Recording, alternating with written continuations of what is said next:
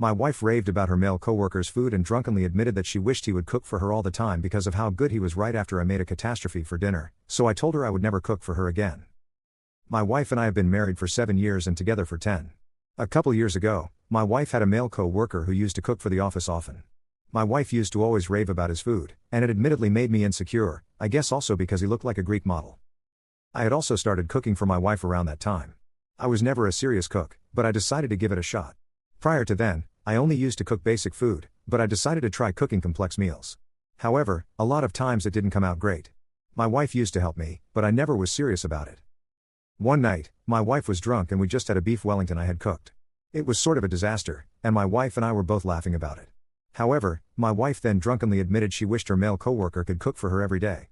I didn't fully grasp what she was saying as I was really drunk, but my wife realized what she said and she apologized. I told her it was alright, and that it was probably some attempt at joke.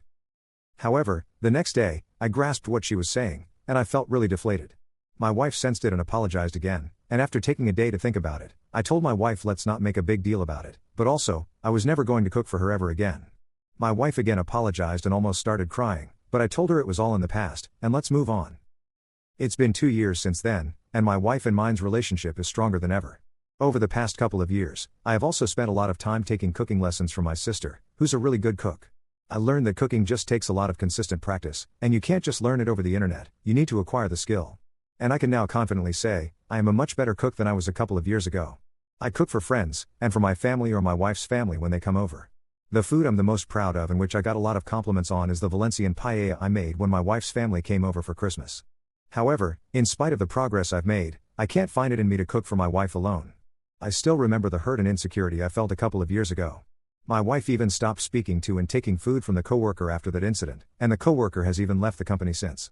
But I still can't find it in me to cook a romantic dinner for my wife. My wife has asked me a few times, and she says she's willing to do anything to repent or take accountability. But I tell my wife I've already forgiven her a couple of years ago, it's just that I cannot mentally bring myself to ever cook for her. Am I wrong? Update. Pretty much all of the comments told me I was very wrong and that what I was doing was cruel to my wife. It was never my intention to be cruel to my wife, it was all about my mental health, but I understand now how it can be perceived as being cruel. I didn't want to make a big deal of it, so I told my wife this morning I would start cooking for her tonight, and make her a special dinner. My wife was very excited and hugged and thanked me, and I am nervous and excited and looking forward to opening this new chapter in our lives. I however reminded my wife again how she had almost destroyed my love for cooking a couple of years ago. I also gave my wife an analogy. My sister told me this morning to tell this analogy to make my wife understand the impact of what she said a couple of years ago. I asked my wife how would she feel if I drunkenly admitted to preferring hugs from Vanessa. Vanessa is my close childhood friend, because Vanessa has a softer and more feminine feel to her.